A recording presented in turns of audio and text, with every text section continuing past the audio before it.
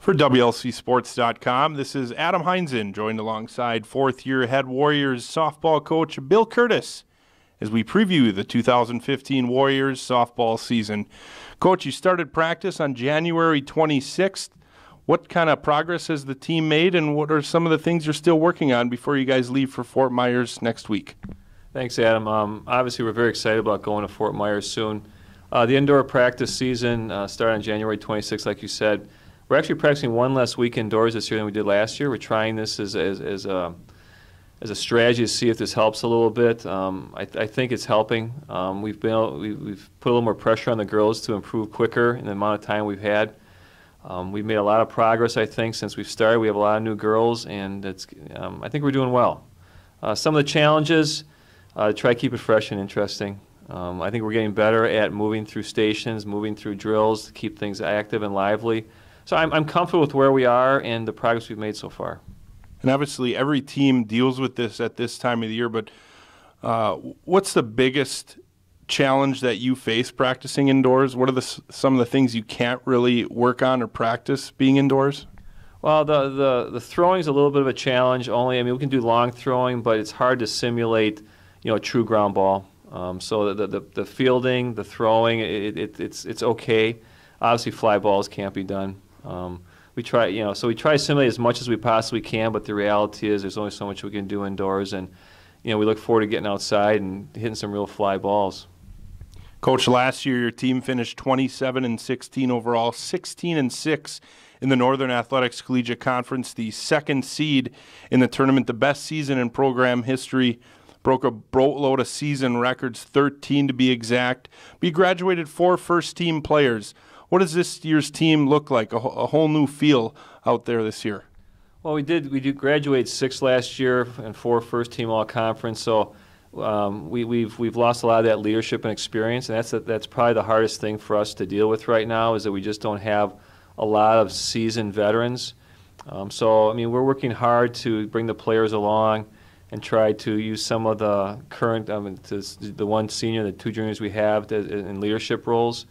But that's a challenge for us, is to replace that leadership and the experience. We have a lot of young players who just haven't been down this road before. From a practice standpoint, from a game standpoint, we just have to get some games under our belt and give them some experience as quick as possible. Coach, you want to take us around the diamond now and tell us about who's going to be filling some of those positions, starting with the circle? Let's talk about the pitching staff. We've got 2 primary pitchers. We have a freshman, Sadie Schmidt, out of Kenosha, who's going to really help us out. She's going to be a good pitcher for us. We have a returning junior, Libby Larson, who will get a lot of innings this year. So between the 2 of them, they will carry the vast load of the 40-game schedule that we have, and we're confident that they'll be able to get the innings in for us in a good way. Catching, we've got 3 catchers. I'm feeling very comfortable with that. That's one of our strong suits. We have a returning freshman from last year who's a sophomore, Alicia Barbian, will be our #1 catcher. Then we have Caitlin Robinson, who played a lot of different positions last year, didn't catch a lot for us, even though we recruited her as a catcher. She'll be taking up a lot of innings. And then we have a freshman, Alyssa Pooter, who's getting time right now in practice. May not see a lot of innings to start the season off, but she certainly has a lot of potential. So I think we got a lot of strength and depth at the catching position. Great. I was saying, why don't you take us around the infield, starting with first base? Okay, first base. That's a little bit unknown for us right now. We don't have we haven't solidified that position, so we're running 3 or 4 girls through that right now. We will find a solution to that, but we're working on that right now. Second base, we have a sophomore, Nikki Catini, who is an understudy to one of our seniors from last year, and she'll do fine over there. So she gets most of the reps there and is doing quite well. Shortstop, we're going to be platooning a little bit over there. I think we're going to be using a junior who's come to us for the first time this year, Emily Held, and Caitlin Robinson. They'll be platooning at shortstop, and we'll see how that works out. And then we're really strong we have Tara Degla-Sente coming back as a junior. She's rock solid over at third base, and we're going to be good over there. We have Michelle Ritchie who will back her up at third base. Great, and then why don't you take us to the outfield? You got some leadership back there as well. Yeah, we do. We probably, in my opinion, have the best center fielder in Diane Gageko playing center field. She's a rock star out in the outfield, makes plays that most others can't make. We have a freshman, Brittany Koss, who will probably be starting in left field for us. She was an infielder, but we could use her out in the outfield. She's got a tremendous arm, great instincts. I think she's gonna fit into that role real well. And then we've got 2 or 3 young ladies that we're gonna have over in right field that we're gonna work through rotations and see how that plays out. So we probably have right now 4 to 5 outfielders that we're gonna be working through a rotation to see how that plays out when we get down to Florida. Great, and obviously you're going to use Florida to determine, play some different lineups and see what works out the best. Do you have an idea right now what your opening day lineup card is going to look like? We do. I think we're going to, if I had to predict the lineup right now, we're probably going to be starting Sadie as pitcher. And due to an injury, Alicia Barbian right now is not going to probably be ready for us to go in the receiving position at catcher, so we'll have Caitlin catching. Then at first base, I think we're gonna start with Stephanie Voigt over at first base. She's a freshman with us, show a lot of potential. We're gonna try her at first. We'll have Nikki at second, Emily Held at short, and Tara at third base. And then outfield, we're gonna obviously have Diane in center, try Brittany in left, and then not 100% sure, but possibly Alyssa Pooter in right field to start out the lineup. And then the hitting order, how's that looking like? We're going to do so. We might try something a little unorthodox this year. Tara is right now, the best hitter we have on the team. Traditionally, that'd be a third spot. But I think we're going to lead her off. Last year she finished off with a really tremendous on-base percentage, and so we're going to try her in the leadoff spot. Followed by we're going to move Diane. We had her in the 9th spot last year. We're going to move her to the 2nd spot. We're going to use the freshman Brittany Koss in the 3rd spot, and then Emily Held. Is our cleanup hitter in the 4th spot right now. Great, and I'm sure with the 10 games that you'll play down in Fort Myers, it'll give you a nice chance to experiment with different players and the batting order, as offensively and defensively in different ways to get you ready for the rest of the season. Yeah, well, this what makes Florida so much fun is that the girls will all get a chance to play. We're going to use everybody, and they'll get plenty of innings, and it'll give us a chance to try different things, experiment. We don't know the competition. That's what the surprise part of it is. We don't know who we're getting.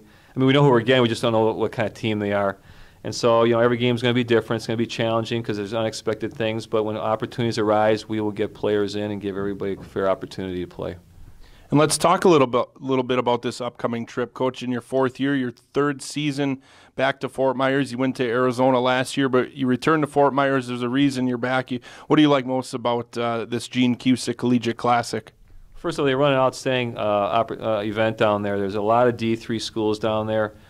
Based upon, I think, the quality of our program this year, I think we're going to see a lot of teams about our ability.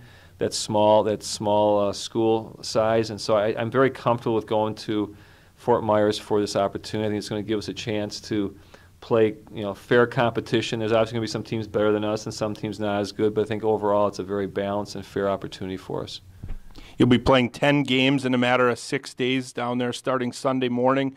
You had touched on it, but do you have a say in the schedule and the teams you're going to face, or how does that schedule down in Fort Myers shape up? Yeah, no, we don't have a say. We tell the organizers who we don't want to play. So, for example, we don't want to play the teams in our own conference, and we don't want to play our non-conference opponents. Beyond that, they pick them. And so I like that. It's sort of fun to see who you're going to play, and you get to meet new coaches, and I think it's a fun experience. So no, we don't get to choose them, but it's 10 games over 6 days, and it's not the easiest from an energy standpoint. The girls are tired by the end of the week because they're not used to playing, and we play double headers during the regular season, but we'll play 2 games a day down there over 6 days, and it's just it'll test us a little bit and test us what kind of shape we're in. And what kind of endurance we might have and things we need to work on. So it's a fun venue. It's a great place to play. The weather's always good, and we just enjoy going there. Should be a fun week. Definitely looking forward to the mid-80-degree temperatures. Coach, after your trip, you have about 2 weeks before you're scheduled to open non-conference action. Tell me a little bit about the non-conference schedule that you set up to prepare yourselves for conference play. Well, we've got this year we have 4 opponents on our non-conference schedule. We start off at the end of March against Mount Mary. We're playing at their facility this year. We've played them in the past. That's going to be a good matchup for us this year. We also have Maranatha, Carthage, which is a new opponent for us this year. It's going to be a real test for us. And then North Central. We played them last year at their place. They're coming up to play us at home this year.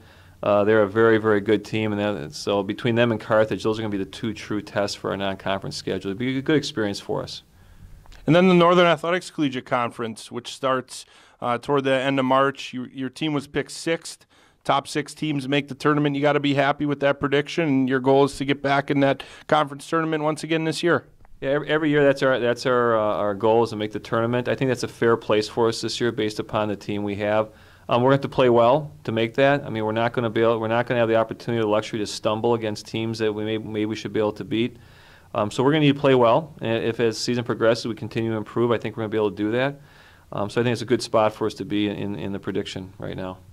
And then, Coach, we couldn't conduct this interview without touching base about what's taking place at Newman Family Softball Field right now. Got to be excited about what's to come for the future of the program and even this season. Talk about a little bit about what's going on out there at the softball diamond. Yeah, it's a very exciting time for us. We are in the process of constructing new dugouts at the softball field. Right now we don't have dugouts. We got some beautifully designed dugouts. We're really looking forward to this. We're adding new fencing all the way around, a permanent outfield fence we've not had before. So that's going to be a great experience for us, finally, to have a nice fence. We have a beautiful digital scoreboard that I think people are going to be impressed by. So that's really phase 1, that we'll be able to get that done. They're constructing right now. Not sure we're going to be ready for our first game, but we will have it ready early enough in the season to give everybody a great experience.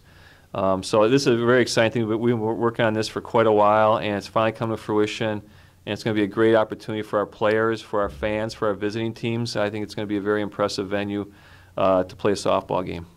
Should make both the players and fans' standpoint very fun to watch. Coach, thanks for your time this afternoon, and good luck in Florida and the rest of the way. Thanks, Adam. You can follow the Warriors in Florida as well as the rest of the season by visiting the softball page on WLCsports.com.